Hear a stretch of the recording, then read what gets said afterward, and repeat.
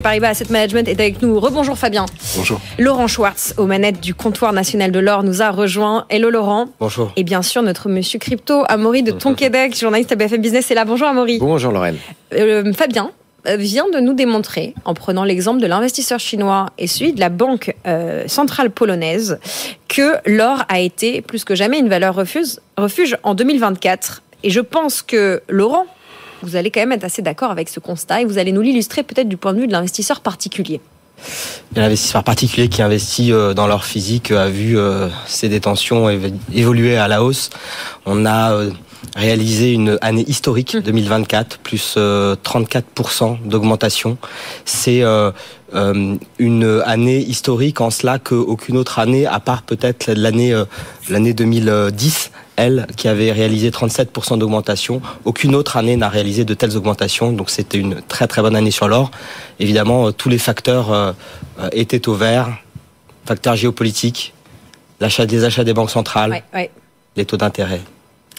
Il y a autre chose que ça a fait monter. Et plus que de 34%, c'est le Bitcoin. Ce contexte géopolitique, entre autres, extrêmement contraint, pour ne pas dire autre chose. Amaury, l'or valeur refuge. Vous n'allez pas dire le contraire, mais vous allez nous dire qu'il n'y a pas que l'or comme valeur refuge maintenant ? Oui, clairement. Non, mais après, l'or, c'est plus de 7000 ans d'existence. Il y a un consensus social dessus. Clairement, l'or, même s'il y a d'autres valeurs qui montent, n'est pas prêt de s'arrêter. Je pense que ça va rester clairement quelque chose de référence. Maintenant, elle a un concurrent, entre guillemets, ce qui ne veut pas dire que l'un ou l'autre, que ça va faire de l'ombre à l'un ou à l'autre. Mais il y a le fameux hors numérique, en tout cas pour certains, le Bitcoin. C'est quand même Jérôme Powell, le patron de la Fed, la plus grosse banque centrale au monde, qui a dit que le Bitcoin était un concurrent à l'or. Pas un concurrent au dollar, mais un concurrent à l'or. Donc là, ça veut dire qu'il reconnaît une sorte de valeur refuge dans le Bitcoin. Ils ont des caractéristiques communes, c'est-à-dire une quantité limitée. C'est vrai qu'on sait que sur Terre, même si on découvre quand même de nouveaux gisements, c'est arrivé dans le Yunnan, du côté de la Chine, il y a pas très longtemps, il y a quand même une quantité finie. Il y a une quantité finie de Bitcoin qui est connue, il n'y en aura jamais plus de 21 millions. Il y en a bientôt 20 millions là qui ont été émis. Puis il y a une partie des bitcoins d'ailleurs qui sont perdus parce que ils ont été sécurisés avec des clés privées dont les mots de passe ont été perdus. Donc ce qui réduit encore la quantité de bitcoins disponibles en circulation. Donc voilà, il y a des points communs, mais non, pour moi, c'est clairement pas la fin de l'or. Mais effectivement, il y a un nouveau concurrent, le bitcoin, qui est une sorte d'or numérique pour certains. Faut faire comme les Vikings, faut enterrer sa richesse, comme ça on est tranquille. En parlant de dollars. On peut dire que ce que fait le dollar, globalement, et on va ensuite toucher un petit mot des taux, ça fait quand même un peu souffler, un peu un vent contraire. Bien sûr. sur l'or. Comment vous regardez les choses, Fabien Menchitritz ? On dit que 2024, tout était aligné, mais le dollar est en hausse de 6%. Or et dollar sont inversement corrélés. Donc, si on avait pris en compte seulement ce paramètre, l'or aurait dû baisser. Mais ça n'a pas été le cas, parce qu'il y a d'autres facteurs de soutien, et on y reviendra peut-être, mais la perspective de l'élection de Donald Trump, c'est quand même un choc de relance, avec une baisse des impôts sur les sociétés, des droits de douane et des barrières à l'immigration. C'est un programme qui se conduira par une augmentation du PIB américain, mais aussi par une augmentation de l'inflation et du dollar. Très bien. Mais il y a quand même un parfum de déjà-vu. Souvenez-vous, 2017-2021, le premier mandat de Donald Trump, c'était ni plus ni moins que les mêmes axes. Et nous avions eu, à cette époque, une hausse du dollar de 7%, avant d'avoir une baisse de 10 à 12%. Aujourd'hui, nous avons déjà eu, depuis l'élection, 6% de hausse. C'est une lecture très graphique, ça. Ouais. Et l'autre paramètre, c'est quand même, n'oublions pas l'impact sur la dette. La dette américaine avec ce programme, en fonction des cabinets, est en passe d'augmenter de 100% à 130% du PIB d'ici 2035. Ça va faire quand même pas mal de dollars en circulation. Il ne faudra pas compter sur tous les pays qui seront victimes de cette guerre commerciale pour continuer à acheter des obligations souveraines américaines.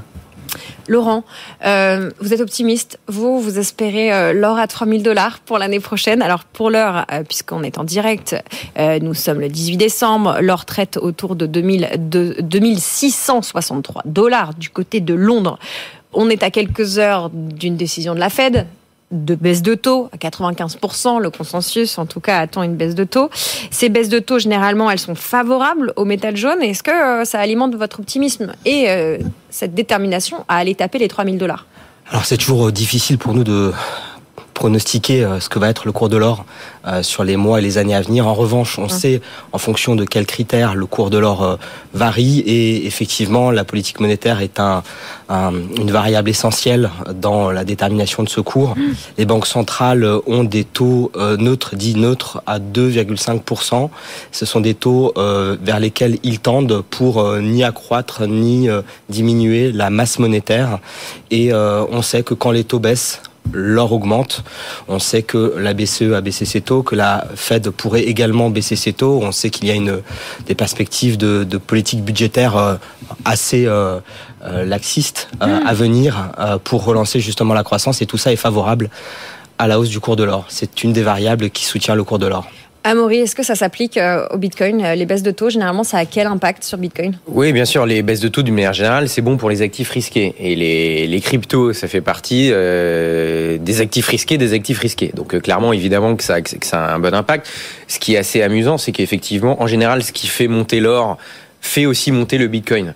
Quand on a vu pour la première fois, quand il y a eu des conflits géopolitiques, il y a eu des moments où tous les marchés financiers baissaient, mais les deux seules valeurs qui montaient à certains moments, c'était l'or et le Bitcoin. Donc on voit qu'il y a quand même un commencement de valeur refuge pour certains investisseurs. Puis ce qui est aussi intéressant, ce que vous disiez tout à l'heure par rapport à Donald Trump, c'est qu'il y a un peu une ambiguïté. C'est-à-dire qu'effectivement, les marchés sont contents de voir Donald Trump arriver au pouvoir, mais d'un autre côté, il y a un programme inflationniste.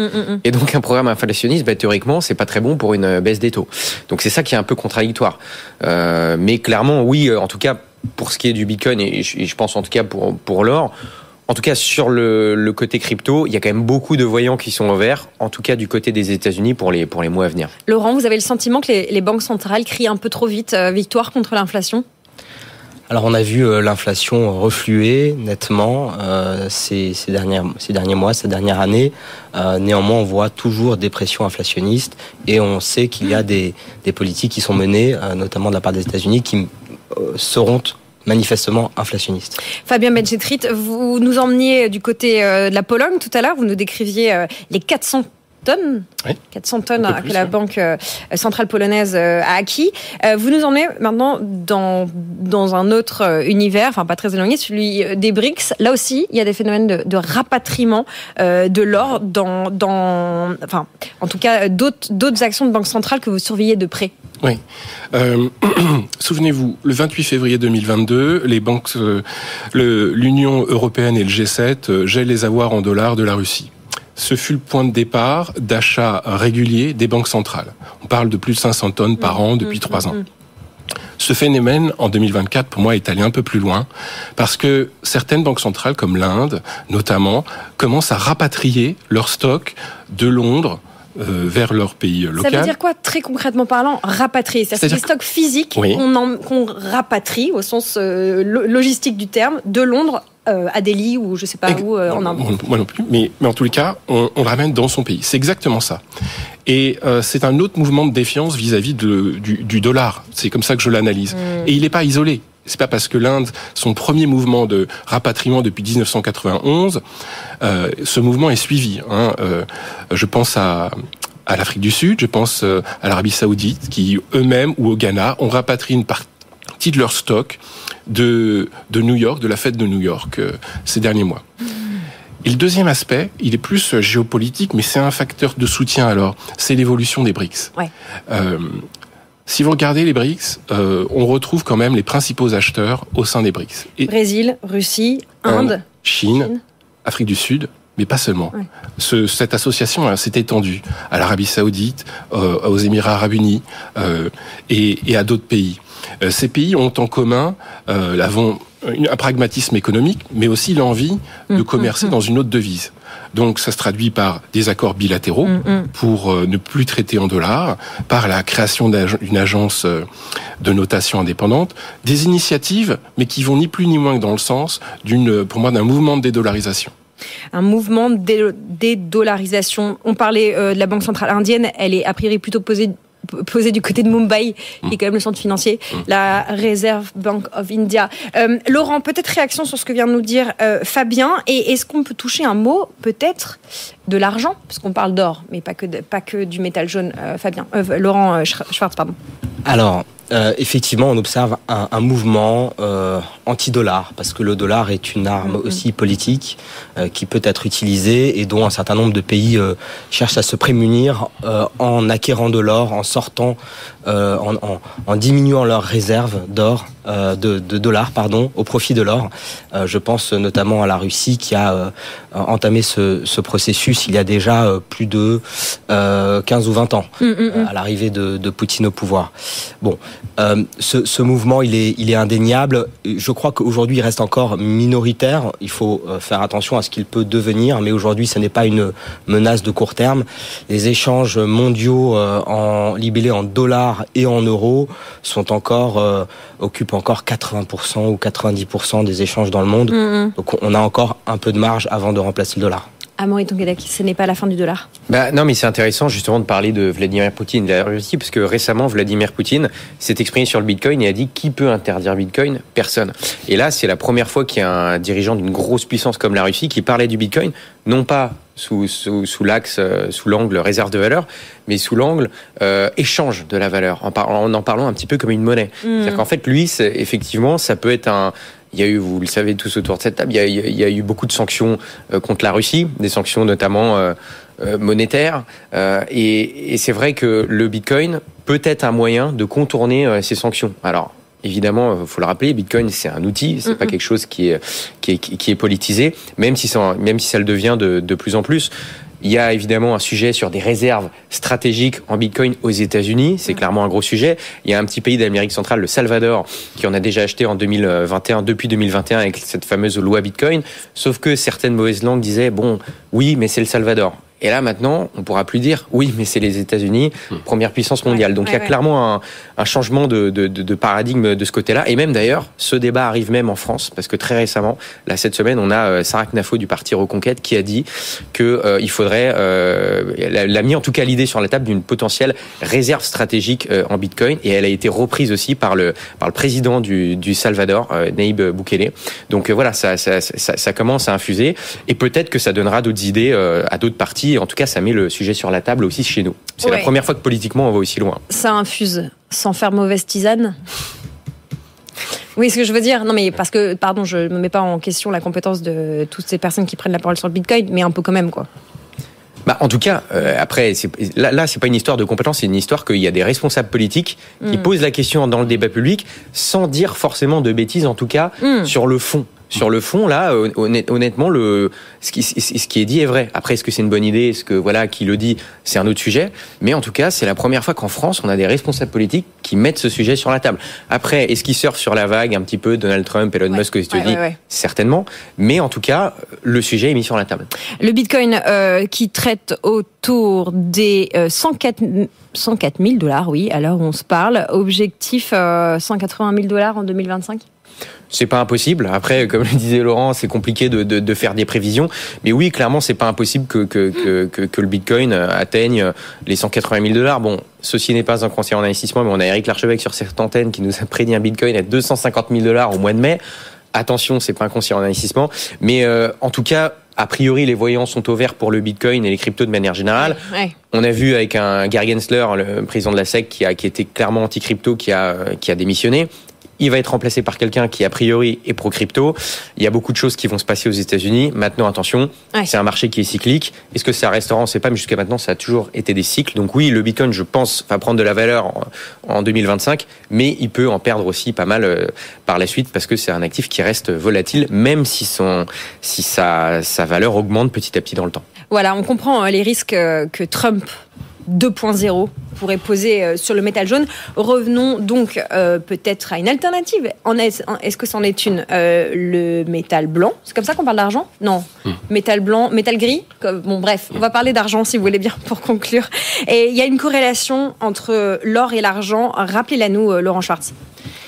Il y a une corrélation entre l'or et l'argent. Quand l'or monte, l'or a tendance plutôt à monter.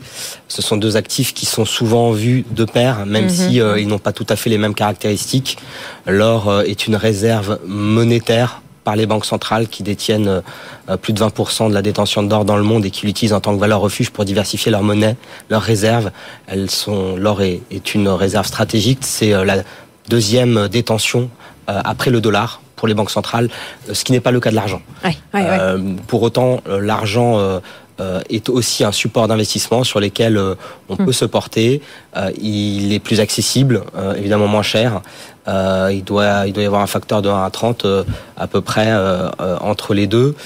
Et l'or est également soutenu, point commun avec l'argent, par le secteur de la joaillerie, comme l'argent, qui lui-même est consommé par le secteur de la joaillerie, et l'industrie. Ce sont 2 secteurs qui viennent appuyer cette demande. Donc il y a des éléments communs et des éléments qui peuvent aussi les rendre un petit peu différents. Bon, l'or blanc, c'est quand même plutôt le lithium. On a déjà fait une émission comme ça, or blanc, or rouge, le cuivre. C'était quelques semaines avec Félix Baron, qu'on salue s'il nous écoute. Restons sur l'argent. L'argent à l'intérieur de comment dire ? Comment on peut envisager l'argent comme une diversification en 2025 ? Est-ce que vous le faites avec vos équipes, Fabien ? Là, comment vous anticipez ? Oui, nous diversifions nos expositions aux métaux précieux, alors avec de l'argent, bien sûr dans une proportion moindre, on parle plutôt de 70% or, 30% argent. Ouais. Pourquoi ? En fait, le compte n'y est pas... en 2024. Je vous explique. Laurent nous l'a dit, l'argent est censé amplifier les mouvements de l'or. Ce n'est pas le cas. L'évolution de l'or est grosso modo en ligne avec l'or, alors l'amplification devrait être de 2. Et si on prend un peu de recul et qu'on regarde les mouvements, parce que les demandes du côté industriel, elles sont très élevées. Le marché de l'argent, le marché de l'argent est en déficit depuis 3 ans. Hein. Donc la demande est supérieure à l'offre. Un petit exemple, en 2023, l'Inde a doublé ses importations d'argent dans le cadre de sa production d'énergie solaire. Vous savez que les panneaux solaires, la production d'énergie à l'aide de panneaux solaires est très importante en Inde. Donc il y a des catalystes qui se mettent en place sur l'argent, un potentiel de rattrapage. Et oui, l'argent, tout comme l'or, en 2025, peut être un bon actif de diversification. L'once d'argent est en dessous de 30 €. Celle d'or, on l'a dit, est au-dessus de 2600 €. Pour référence, l'once de platine est autour de 800 €. Laurent Schwartz, le mot de la fin. Pour les investisseurs, les wannabes investisseurs en métaux, comment on fait le bilan de cette année et comment on se projette sur 2025 ? Alors je dirais qu'on a beaucoup parlé des cryptos et de l'or. Le mot de la fin serait de dire que les cryptos et l'or sont des éléments complémentaires. Ce sont des cousins, pas des frères. Ils ont des caractéristiques pour certaines communes, comme leur rareté, et des caractéristiques un petit peu divergentes, comme leur corrélation au marché financier, là où les cryptos sont plutôt corrélés au marché technologique, l'or l'est aussi, mais négativement. Les principaux investisseurs aujourd'hui, les principaux analystes des banques centrales, JP Morgan, Goldman Sachs, Bank America, tous pronostiquent un cours de l'once d'or à $3,000 l'once pour 2025, fort des différents critères qu'on a et des différentes variables qu'on a pu évoquer. Donc chacun se fera son opinion fort de tous ces éléments. Voilà, faites vos devoirs. On a essayé de répondre à quelques questions. Voilà, l'or versus le bitcoin. L'or est-il la valeur refuge ultime ? Et puis, est-ce qu'on part bien sur le cap des $3,000 ? Cette séquence est à retrouver en podcast et en replay. Merci beaucoup pour votre analyse. Laurent Schwartz, président du comptoir national de l'or. Fabien Benchetrit, responsable de l'équipe Target Allocation chez BNP Paribas Asset Management. Et notre Amaury Tonquédec, qu'on retrouve à 15h pour parler crypto, finance de